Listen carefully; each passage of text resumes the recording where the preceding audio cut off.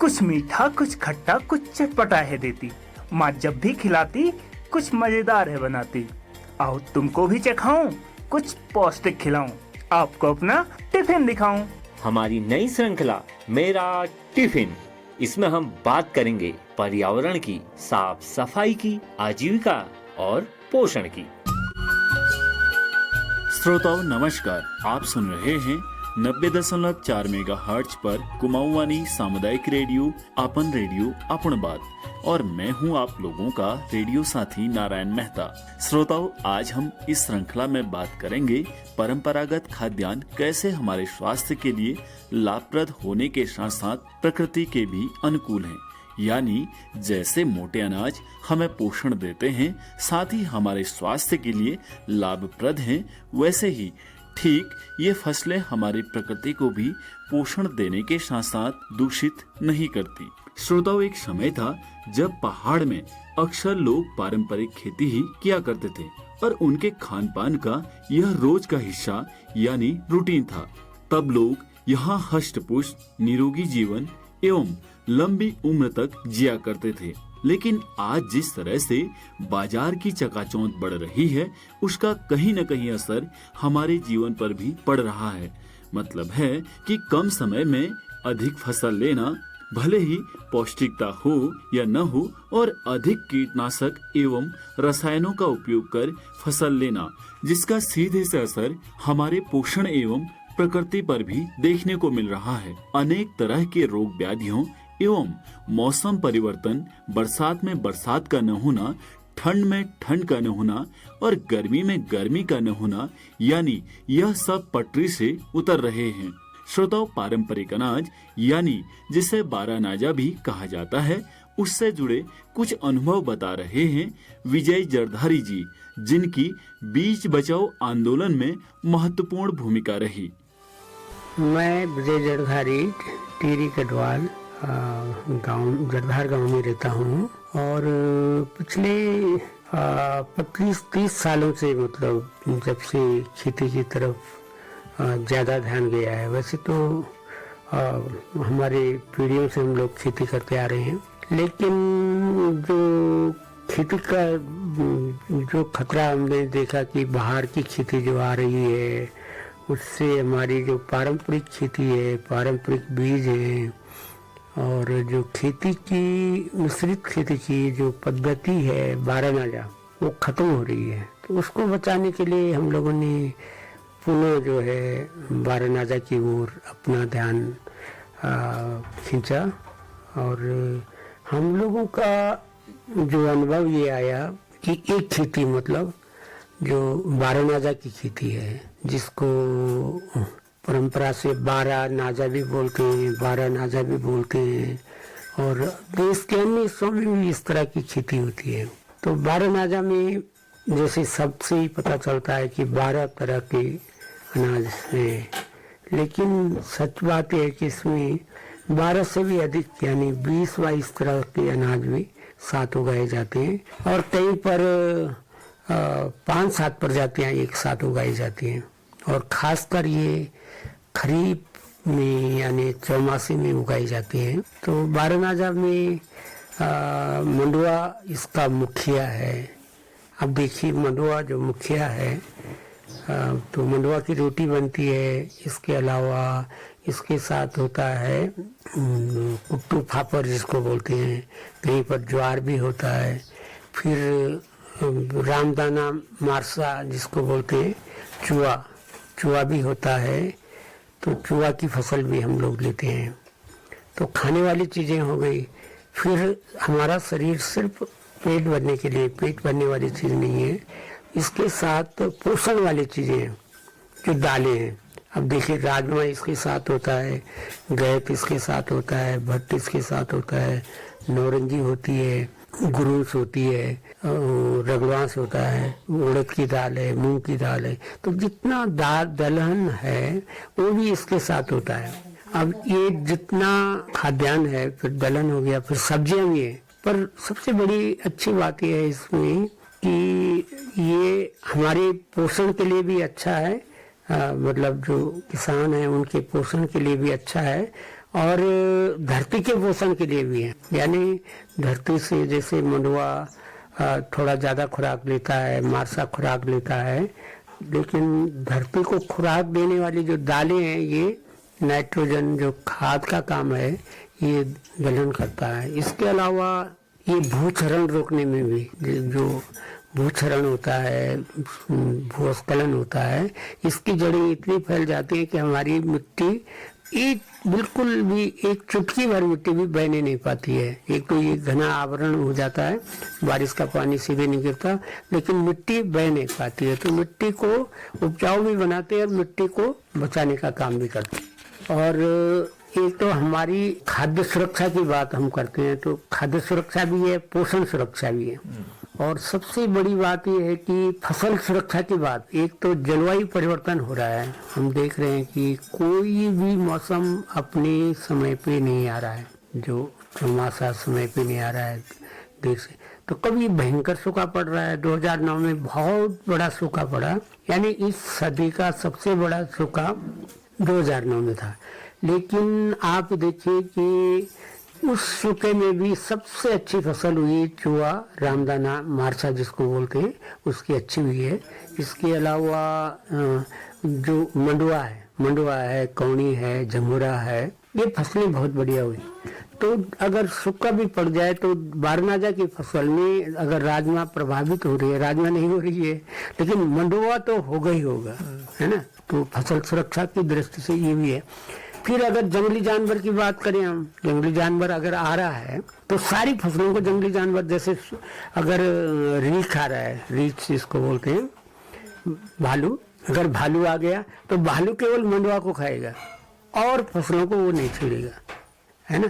तो कुछ न कुछ मतलब हर तरह से फसल सुरक्षा, यानी सूखा को झेलने की ताकत भी है, ज़्यादा बारिश को झेलने की ताकत भी है, जंगली जानवरों को झेलने की ताकत भी है।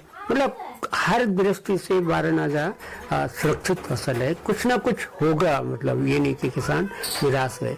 अगर एक ही फसल है तो एक फसल कहीं भी कामयाब होती नहीं है। और धरती का स्वभाव, ये सृष्टि जो हमारी धरती माँ है, कहीं अकेला, आप जंगल भी देखिए तो जंगल में एकल कहीं नहीं होता है कि एक ही चीज होगा, चीड़ को छोड़ के कहीं कहीं। जो अगर बांझ का जंगल है उसके साथ 100 तरह की चीजें भी हैं, अगर झाड़ी है, लता है, बेल है, घासें हैं। तो ये मिश्रित खेती का अपना एक समाज है। जैसे हम लोगों का समाज है, तो हम लोगों में भी कोई अलग अलग तरह के लोग होते हैं, कोई छोटा है, कोई बड़ा है, कोई। तो ऐसे ये फसलों का एक बहुत समृद्ध समाज है जो हमको समृद्धि ही देता है। श्रोताओं, बाजार की चकाचौंध और बढ़ती जरूरतों ने कहीं न कहीं इस खेती को हाशिए पर लाकर खड़ा कर दिया, जिसका परिणाम आज हमारे सामने है। आज जिस तरह से मोटे अनाजों को लेकर बड़े बड़े मंचों से दावे किए जा रहे हैं कि ये अनाज हमें बहुत अधिक मात्रा में पोषण देते हैं, साथ ही यह पर्यावरण के भी अनुकूल हैं, इसको हमें बढ़ावा देना चाहिए। इसी के तहत टेरी संस्था फॉलो प्रोग्राम के तहत मोटे अनाज से तैयार उत्पाद बच्चों तक भी पहुंचा रही है। श्रोताओं, फॉलो प्रोग्राम के तहत प्रोजेक्ट में मुख्य अनुसंधानकर्ता डॉक्टर आनंद टेरी संस्था के resource efficiency and governance division में सीनियर फेलो, जिनकी सतत कृषि में विशेषज्ञता है। आखिर उनका क्या नजरिया है मोटे अनाज युक्त खेती पोषण युक्त खेती के साथ साथ प्रकृति के कैसे अनुकूल है? जैसा कि हम जानते हैं, भारत में परंपरागत रूप से मोटे अनाज का उत्पादन होता रहा है। हालांकि कृषि क्षेत्र में आधुनिकीकरण और मशीनीकृत कृषि उपकरण और अधिक उपज वाले बीज आ गए, जिसके बाद लोगों का रुझान चावल और गेहूं के उत्पादन के प्रति बढ़ गया। परिणाम स्वरूप मोटे अनाज की खपत और खेती दोनों सीमित हो गई। समय ने एक और करवट ली और बदली जलवायु परिस्थितियों के कारण लोगों ने फिर इन अनाजों का उत्पादन शुरू किया है। अगर हम देखें, बदलते समय के साथ लोगों में अब सेहत के प्रति जागरूकता बढ़ रही है। लोग अपने परंपरागत खान पान की ओर लौटने लगे हैं। मोटे अनाज से लोगों ने दूरी बना ली थी, लेकिन अब वही मोटा अनाज उनकी थाली का अहम हिस्सा होता जा रहा है। मोटा अनाज बाजार में भी बिकने लगा है मोटे अनाज की खेती से लेकर इसके निर्यात और प्रमोशन के लिए केंद्र ने भी खास प्लान बनाया है। सरकार का फोकस अचानक इन अनाजों पर होने के पीछे स्वस्थ भारत का भी मिशन है। कई बीमारियों को खत्म करने का लक्ष्य रखा गया है, तो मिलेट्स का सेवन बढ़ेगा तो ऐसे मिशन अचीव करने में काफ़ी मदद मिलेगी। मोटे अनाज की खपत और कारोबार को प्रोत्साहित करने के लिए श्री अन्न ब्रांड का निर्माण किया जा रहा है। रेडी टू ईट और रेडी टू सर्व के अनुकूल मोटे अनाज पर आधारित सैंपल और स्टार्टअप जोड़े जा रहे हैं, जो ज्वार, बाजरा, रागी एवं अन्य मोटे अनाजों से noodles, biscuit, mix, cookies, snacks एवं मिठाइयाँ आदि बना सके, ताकि विश्व बाजार में निर्यात को बढ़ावा देने में सहूलियत हो सके। ऐसे उत्पादों को अंतर्राष्ट्रीय एवं डोमेस्टिक व्यापार मेलों में विदेश, राज्य, जिला स्तर तक प्रचारित भी किया जा रहा है। इसके अलावा मोटे अनाज G20 बैठकों का भी एक अभिन्न हिस्सा रहा है। हम कह सकते हैं कि मोटे अनाज विविध समस्याओं से गुजरते हुए भी बाजार में अपना स्थान अब बना पा रहे हैं। न केवल सेहत बल्कि पर्यावरण की दृष्टि से भी मोटे अनाज किसी वरदान से कम नहीं। श्रोताओं, इस फोलू कार्यक्रम के अंतर्गत सिर्फ पोषण ही नहीं अपितु प्रकृति के संरक्षण पर भी विशेष फोकस किया गया है। और हाँ, पहाड़ों में अभी भी खाना बनाने के लिए ईंधन लकड़ी का ही सबसे ज्यादा इस्तेमाल किया जाता है, जिसको देखते हुए इस कार्यक्रम में ये भी कोशिश की गई है कि कैसे हम अपने खाद्य पदार्थ बनाने में रिन्यूएबल एनर्जी का इस्तेमाल कर सकते हैं, जिसके बारे में बता रहे हैं टेहरी में सस्टेनेबल बिल्डिंग डिवीजन से फेलो यतीन चौधरी जी।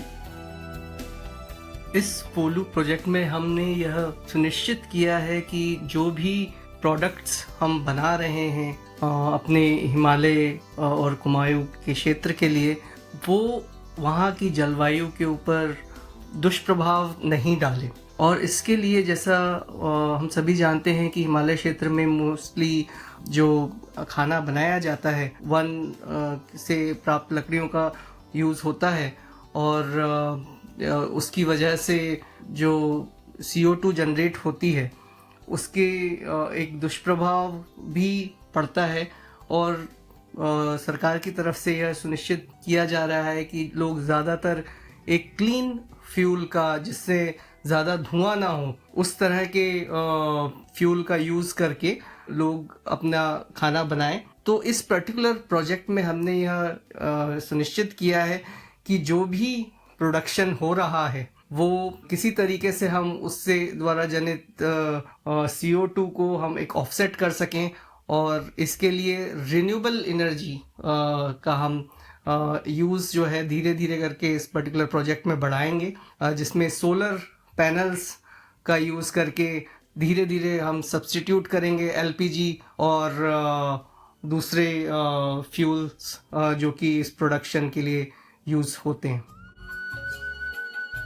श्रोताओं, पारंपरिक अनाज यानी मोटे अनाजों का सेवन करने का भी एक अलग तरीका है, यानी किस मौसम में हम कौन से अनाजों का एवं दालों का उपयोग कर सकते हैं, उसके बारे में बता रहे हैं आरोही संस्था से डॉक्टर नारायण। कुमाऊं के समस्त श्रोताओं को मेरा नमस्कार। मेरा नाम डॉक्टर नारायण सिंह है और मैं आरोही संस्था में जो प्राकृतिक संरक्षण प्रबंधन कार्यक्रम है उसको मैं वहाँ पर देखता हूँ।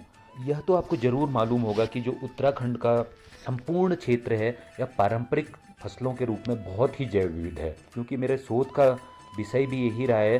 तो अगर आप देखेंगे जो उत्तराखंड के जो एग्रीकल्चर जोन है वो तराई से लेकर उच्च हिमालयी क्षेत्रों तक हैं, और इसमें पारंपरिक रूप में अलग अलग फसलें लोग प्राचीन समय से ही करते आ रहे हैं, और उन्होंने इसको खास करके अपने पोषण प्रबंधन का एक सशक्त इसको एक माध्यम बनाया हुआ है।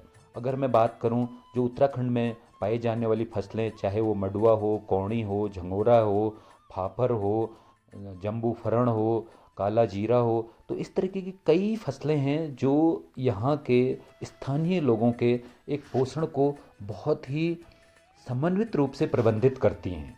और इन फसलों का जो यहाँ का जो अलग अलग तरीके का एक हमारा जो क्लाइमेट है उस रूप में भी यह हमारे पोषण को प्रबंधित करती हैं। आपने देखा होगा जैसे जो मडुआ है, अगर हम मडुए को यहाँ पर खास करके जाड़ों में उपयोग में लाया जाता है, क्योंकि मडुआ एक बहुत ही आयरन रिच है, इसमें लौह तत्वों की बहुत अच्छी मात्रा पाई जाती है और इसकी तासीर गर्म मानी जाती है। तो हिमालयी क्षेत्रों में जब ठंड का मौसम होता है तो इस मडुए को चाहे वो रोटी के रूप में या इसके अन्य खाद्य उत्पाद बना करके इसको लोग उपयोग में लाते हैं, और जिससे कि उनका जो पोषण है वो प्रबंधित रहता है। उसी तरीके से अगर आप झंगोरे की बात करें तो झंगोरे की जो ठंडी तासीर का झंगोरा माना जाता है उसको खीर के रूप में यूज किया जाता है और ख़ासकर गर्मियों में इसे लोग यूज करते हैं। इसी तरीके से उच्च हिमालयी क्षेत्रों की अगर मैं बात करूं, जम्बू और फरण जो कि एक मसाला है, और क्योंकि उच्च हिमालयी क्षेत्रों में बहुत अत्यधिक बर्फबारी होती है तो उस समय अब पोषण में इस जम्बू फरण का एक विशेष महत्व होता है। एक तो ठंडे स्थानों में होने के कारण यह एक बहुत अच्छा एक डाइजेस्टिव एक एलिमेंट माना जाता है और विभिन्न जो हमारे खाद्य उत्पाद हैं उसमें लोग इसको यूज करते हैं, और उससे क्या है कि एक तो हमारा पोषण प्रबंधित होता है और इसके ऐसे औषधीय गुण हैं, यह हमें कई बीमारियों से दूर भी रखता है। श्रोताओं, अगर आप बात करें धारचूला और मुंशियारी के ऊपरी क्षेत्रों में, आज भी लोग वहाँ पर तिमूर की चटनी यूज करते हैं। तिमूर जो कि जिसका अगर वानस्पतिक में नाम बात करूं तो जेंथोजाइलम आर्मेटम उसको कहा जाता है, और तिमूर को एक तरीके से एंटी एजिंग एंटी कैंसरस माना जाता है। तो आज भी लोग जो हमारे उच्च हिमालयी क्षेत्रों के लोग इसकी चटनी को यूज करते हैं, इसी कारण वहाँ पर आज भी कैंसर नहीं पाया जाता है। इसका औषधीय उपयोग है। इन औषधीय उपयोग को पारंपरिक ज्ञान के रूप में लोग पहले से इसको उपयोग में लाते हैं और इसको यूज करते हैं। तो इस तरीके की उत्तराखंड में कई अन्य फसलें हैं जो हमारे पोषण को प्रबंधित करती हैं और जो हमारे पोषण को बहुत अच्छे तरीके से एक तरीके से उसका समन्वय करती हैं। परंतु आज आवश्यकता इस बात की है, जो हमारा पारंपरिक जो हमारा एक खाद्य ज्ञान है, जो हमारे पारंपरिक उत्पाद हैं, भोज्य उत्पाद हैं, इनको जो नई पीढ़ी है उस तक बताने की भी आवश्यकता है और इसके प्रचार प्रसार की भी आवश्यकता है। क्योंकि उत्तराखंड में आपने देखा होगा कि एक बड़े स्तर पर माइग्रेशन हो रहा है, और माइग्रेशन होने के साथ साथ जो हमारी पारंपरिक फसलें हैं और जो मैं कहूँगा कि बहुत ही विविध फसलें हैं, इनका ह्रास भी होता जा रहा है। तो बड़े स्केल पर आज एक तो इनको बढ़ावा देने की आवश्यकता है, और इसको जो हमारा पोषण है उसमें जो आज जो हमारे जो खान पान या जो हमारा पोषण अव्यवस्थित हो रहा है, या मैं कहूँगा कि उसमें बहुत ही दुष्प्रभाव आ रहे हैं, तो उसमें इन फसलों का एक बहुत एक समन्वित उपयोग हो सकता है, एक बहुत अच्छा उपयोग हो सकता है। श्रोताओं, आज इस कार्यक्रम के माध्यम से हमने जाना कि पारंपरिक अनाज कैसे हमें पोषण के साथ साथ प्रकृति को भी संरक्षित करने में महत्वपूर्ण भूमिका निभा रही है। तो क्यों न जिन अनाजों को हमने हाशिए में लाकर खड़ा कर दिया था, एक बार पुनः हम इन फसलों को उगाने के साथ साथ अपनी थाली पर भी लाएं और अपने बच्चों एवं खुद को स्वस्थ रखने के साथ साथ प्रकृति को भी स्वस्थ रखें। इसी आशा के साथ सुनते रहें कुमाऊवानी अपन रेडियो अपन बात। यह कार्यक्रम फोलू इंडिया प्रोग्राम के अंतर्गत टेरी संस्था के सहयोग से कुमाऊवानी सामुदायिक रेडियो द्वारा जनहित में प्रचारित एवं प्रसारित किया जा रहा है।